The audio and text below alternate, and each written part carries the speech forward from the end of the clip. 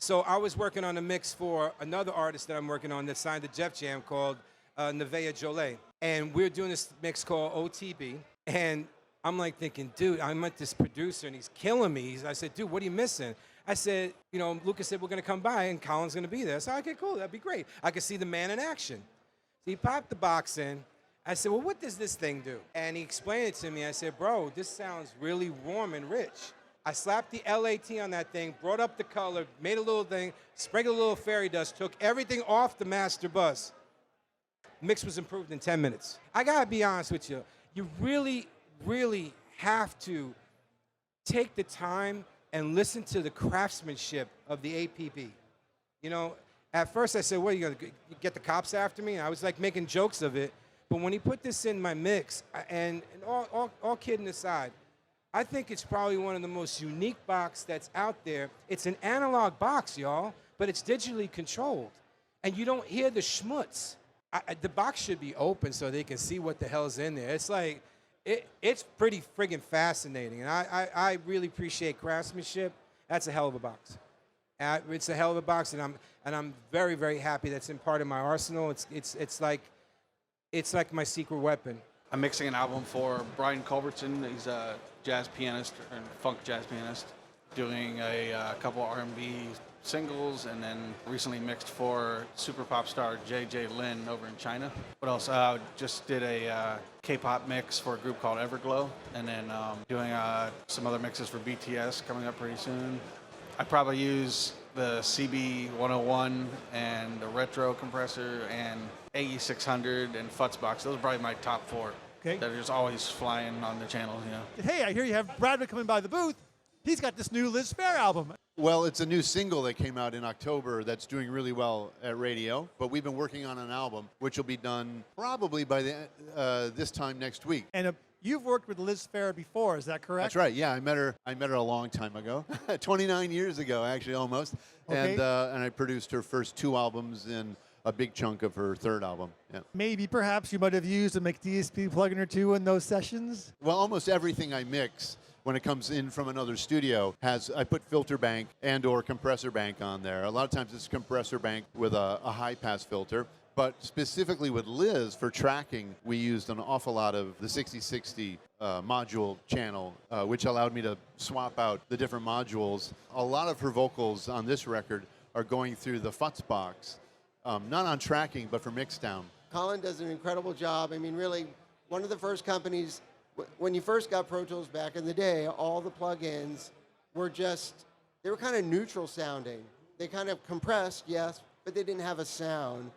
And Colin brought in the idea, I think, of having a plugin that could do those things, but also kind of emulate things that we were more familiar with in the analog domain. So now all of a sudden, you had something that sounded in the digital domain, like an LA2 or an 1176, and that was, now you see everybody trying to do that, but this is where it started. Over the last month, I've been using a lot more McDSP plugins, and the MC404 has been a staple in my chain, my vocal chain, and you know, the Revolver. James introduced me to the 6060, and then all those modules are pretty crazy. Like, I don't know exactly what they do sometimes, but it's fun to play around with them and get like pretty cool sounding sounds. It used to be so analog. You record on the tape recorder, it goes through the console, and then Pro Tools 1, 2, 3 came out, and then now it's kind of half-half. But now everybody's in the box completely, other than stuff like this, right? Where, but it's still kind of in the box. We're still in the box with special processing. But since the times are always like revolving, it's hard to keep up. And the music is always changing. Hip hop is now the biggest genre in the world. And hip hop changes every week. You know, there's a new style, there's a new artist every single week, and it's like really hard to keep up. And I feel that as we get older, it's harder to keep pace with it. Yeah, Dave normally actually found a really good use for the AE 400. 400. Recently. So I found that in the bottom end of the tracks that I was working on, a lot of people are putting on subs these days. So you put on a sub bass throughout everything, and it's great for the warmth in the body of it, but you find that it can cloud up the bottom end. So I found a way to use 400 to side chain off from like the bass drum. You side chain off just the lower frequencies, so just the center area of where the kick drum is on the sub bass. So when the kick hits, you're sub chaining, but you're side chaining, but not the whole thing, just the lower frequencies.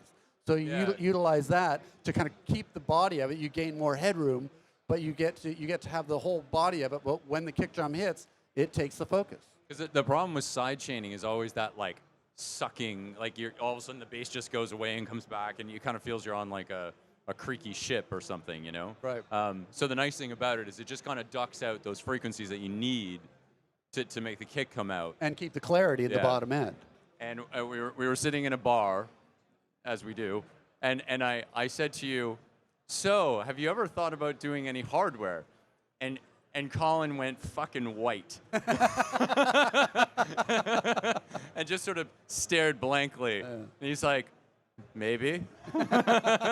and now here we are. There it is. Now here we are. This is fantastic.